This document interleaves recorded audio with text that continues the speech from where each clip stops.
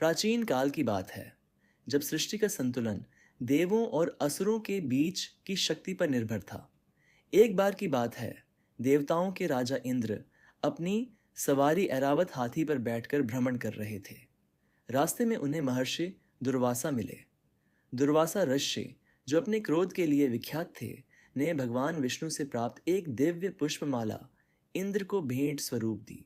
इंद्र ने अहंकारवश उस माला का सम्मान नहीं किया और उसे अपने हाथी ऐरावत के मस्तक पर रख दिया।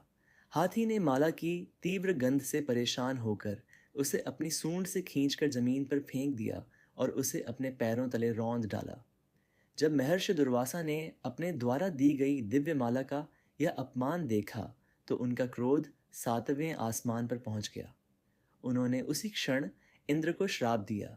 इंद्र, तुमने अहंकार में चूर होकर लक्ष्मी श्री का अपमान किया है। जाओ, आज से तुम और तुम्हारा स्वर्गलोक श्रीहीन, धन वैभव और शक्ति से वंचित हो जाएगा।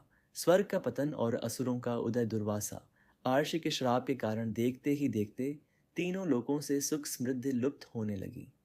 पेड़ पौधे सूखने लगे, यज्ञ बंद हो गए और देवताओं का तेज क्षीण होने लगा। इस स्थिति का लाभ उठाकर दैत्यराज बलि ने अपनी असुर सेना के साथ स्वर्ग पर आक्रमण कर दिया। कमजोर पड़ चुके देवता असुरों का सामना नहीं कर सके और बुरी तरह पराजित होकर स्वर्ग से भाग निकले। हारकर और निराश होकर सभी देवता ब्रह्मा जी के पास गए। ब्रह्मा जी ने स्थिति की गंभीरता को समझा और उन्हें भगवान विष्णु की शरण में जाने की सलाह दी। सभी देवता क्षीरसागर, दूध का महासागर के तट पर पहुंचे और भगवान विष्णु की स्तुति करने लगे। भगवान विष्णु की महायोजना, देवताओं की करुण पुकार सुनकर भगवान विष्णु प्रकट हुए। इंद्र ने अपनी व्यथा सुनाई और स्वर्ग को पुनः प्राप्त करने का उपाय पूछा। भगवान विष्णु ने कहा, देवगण, इस समय काल तुम्हारे विपरीत है। असुर बलवान है और तुम कमजोर, इसलिए तुम्हें अभी युद्ध नहीं बल्कि कूटनीति संधि का सहारा लेना होगा। तुम असुरों के पास जाओ और उन्हें समुद्र मंथन के लिए राजी करो। उन्हें बताओ कि समुद्र के गर्भ में अमृत छिपा है जिसे पीने से कोई भी अमर हो सकता है। वे अमरता के लालच में तुम्हारी सहायता करने को तैयार हो जाएंगे। विष्णु जी ने आगे समझाया, क्षीरसागर में विभिन्न प्रकार की औषधियाँ और जड़ी बूटियाँ डालो। मंदराचल पर्वत को मतनी छड़ी और नागराज वासुकी को नेति रस्सी बनाओ। इस मंथन से जो अमृत निकलेगा उसे पीकर तुम पुनः बलवान और अमर हो जाओगे। मंथन की तैयारी और कछुआ अवतार इंद्र और अन्य देवता असुरराज बलि के पास गए। उन्होंने असुरों को अमृत का लोभ दिया। असुर, जो हमेशा से मृत्यु से डरते थे और अमर होना चाहते थे, तुरंत मान गए। देवताओं और असुरों ने मिलकर एक अस्थाई संधि कर ली। अब समस्या यह थी कि विशाल मंदराचल पर्वत को उखाड़कर समुद्र तक कैसे लाया जाए और उसे समुद्र में टिकाया कैसे जाए। दोनों पक्षों ने मिलकर पर्वत को उखाड़ा, लेकिन उसे ले जाते समय कई देवता और असुर उसके भार से दब गए। तब भगवान विष्णु ने गरुड़ पर बैठकर पर्वत को उठाया और उसे क्षीर सागर में रख दिया। नागराज वासुकी को रस्सी की तरह पर्वत के चारों ओर लपेटा गया। भगवान विष्णु की सलाह पर देवताओं ने जानबूझकर वासुकी के मुख की ओर का हिस्सा असुरों को दिया और स्वयं पूंछ की ओर खड़े हो गए। जैसे ही मंथन शुरू हुआ, वासुकी के मुख से निकलती जहरीली सांसों और अग्नि ने असुरों की शक्ति को क्षीण करना शुरू कर दिया, जबकि पूंछ की तरफ खड़े देवता सुरक्षित थे। लेकिन जैसे ही मंथन शुरू हुआ, एक भारी संकट आ गया। आधार न होने के कारण भारी मंदराचल पर्वत समुद्र की गहराई में डूबने लगा। हाहाकार मच गया। तब भगवान विष्णु ने कूर्म अवतार विशाल कछुए का रूप धारण किया। वे समुद्र के तल में गए और अपनी विशाल और कठोर पीठ पर मंदराचल पर्वत को उठा लिया। अब पर्वत स्थिर हो गया और मंथन पुनः आरंभ हुआ। हलाहल विष का उदय। शिव बने नीलकंठ।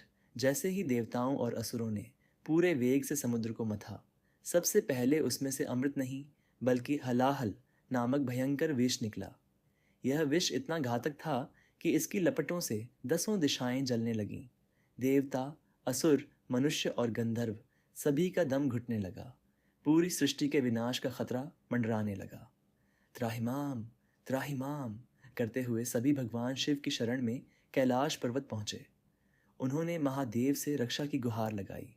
सृष्टि को बचाने के लिए भगवान शिव ने उस भयानक विष को अपनी हथेली पर रखा और उसे पी लिया, किंतु विष पेट में जाकर शिवजी को हानि न पहुंचाए, इसलिए माता पार्वती ने अपने हाथों से शिवजी का गला पकड़ लिया। विष गले में ही अटक गया, जिससे शिवजी का कंठ, गला नीला पड़ गया। तभी से भगवान शिव नीलकंठ के नाम से प्रसिद्ध हुए। विष की जलन को शांत करने के लिए शिवजी ने चंद्रमा को अपने मस्तक पर धारण किया और देवताओं ने उन पर जल की वर्षा की। 14 रत्नों की प्राप्ति। विष का संकट टलने के बाद मंथन फिर शुरू हुआ। अब समुद्र से एक के बाद एक अद्भुत रत्न निकलने लगे। कामधेनु गाय, यह ब्रह्म ऋषियों को दी गई उच्च श्रवा घोड़ा, 7 मुख वाला यह सफेद घोड़ा जो बाद में इंद्र का वाहन बना। ऐरावत हाथी, 4 दांतों वाला विशाल हाथी जिसे इंद्र ने लिया। कौस्तुभमणि, जिसे भगवान विष्णु ने अपने हृदय पर धारण किया। कल्प वृक्ष, इच्छा पूरी करने वाला वृक्ष जो देवताओं को मिला। रंभा आदि अप्सराएं जो गंधर्व लोक में गईं। माँ लक्ष्मी, जब देवी लक्ष्मी कमल पर विराजमान होकर निकली तो उनकी सुंदरता और तेज से दिशाएं जगमगा उठीं। सभी देवता, असुर और ऋषि उन्हें प्राप्त करना चाहते थे, लेकिन देवी लक्ष्मी ने भगवान विष्णु को अपना पति चुना और उनके गले में वैजयंती माला डाल दी। अर्षि दुर्वासा के श्राप का प्रभाव समाप्त हो गया, क्योंकि लक्ष्मी जी पुनः देवताओं विष्णु के पास आ गई थी। वारुणी, मदिरा की देवी जिसे असुरों ने स्वीकार किया। चंद्रमा, जिसे शिव ने मस्तक पर धारण किया। पारिजात वृक्ष, जिसे स्वर्ग में स्थापित किया गया। पांचजन्य शंख, जिसे विष्णु जी ने लिया। धन्वंतरी और अमृत कलश।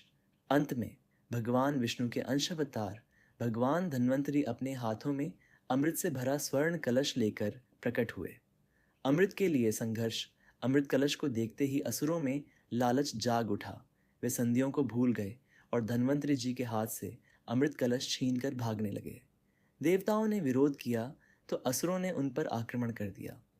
देवता निराश हो गए क्योंकि अमृत अब असुरों के पास था। यदि असुर अमृत पी लेते तो वे अजेय हो जाते और सृष्टि में अधर्म का राज्य हो जाता। तभी भगवान विष्णु ने अपनी माया रची। उन्होंने एक अत्यंत रूपवती स्त्री का रूप धारण किया, जिसका नाम मोहिनी था। मोहिनी का रूप इतना सम्मोहक था कि उसे देखकर असुर अपनी सुध बुद्ध खो बैठे। वे आपस में लड़ने लगे कि मोहिनी किसकी पत्नी बनेगी। मोहिनी विष्णु असुरों के पास गई और अपनी मधुर वाणी में बोली, हे वीर पुरुषों, तुम लोग अमृत के लिए क्यों लड़ रहे हो? मैं तुम दोनों पक्षों के बीच न्यायपूर्वक अमृत का बंटवारा कर दूंगी, लेकिन शर्त यह है कि तुम लोग मेरे निर्णय पर सवाल नहीं उठाओगे। काम वासना में अंधे हो चुके असुर तुरंत मान गए। मोहिनी ने देवताओं और असुरों को अलग अलग पंक्तियों में बिठा दिया। उसने कहा, पहले मैं देवताओं को अमृत पिलाऊंगी, क्योंकि वे मूक और शांत बैठे हैं, जबकि तुम लोग शोर मचा रहे हो। मोहिनी अपने मोहक नृत्यों और कटाक्षों से असुरों को उलझाए रखती और कलश से अमृत लेकर केवल देवताओं को पिलाती रही। असुर मोहिनी के रूप को निहारने में इतने मग्न थे कि उन्हें भनक भी नहीं लगी कि अमृत खत्म होता जा रहा है। राहु का छल और सूर्य चंद्र का हस्तक्षेप। असुरों की पंक्ति में बैठा एक असुर, जिसका नाम स्वर भानु था, मोहिनी की चाल को समझ गया। उसने देवताओं का रूप धारण किया और चुपके से देवताओं की पंक्ति में जाकर सूर्य और चंद्रमा के बीच बैठ गया।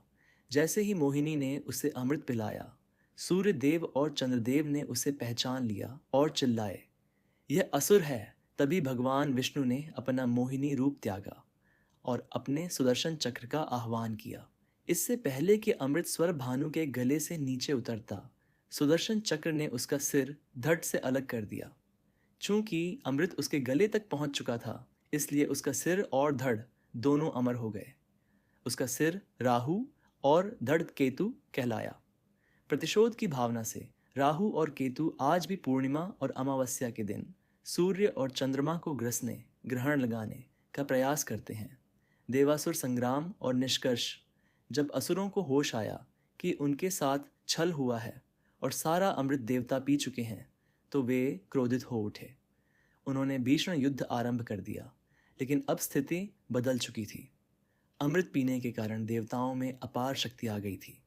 भगवान विष्णु और शिव जी की कृपा भी उनके साथ थी।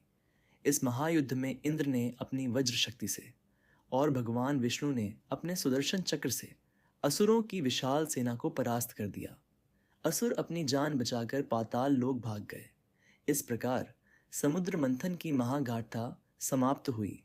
देवताओं को उनका खोया हुआ स्वर्ग, ऐश्वर्य, लक्ष्मी और अमृतत्व प्राप्त हुआ।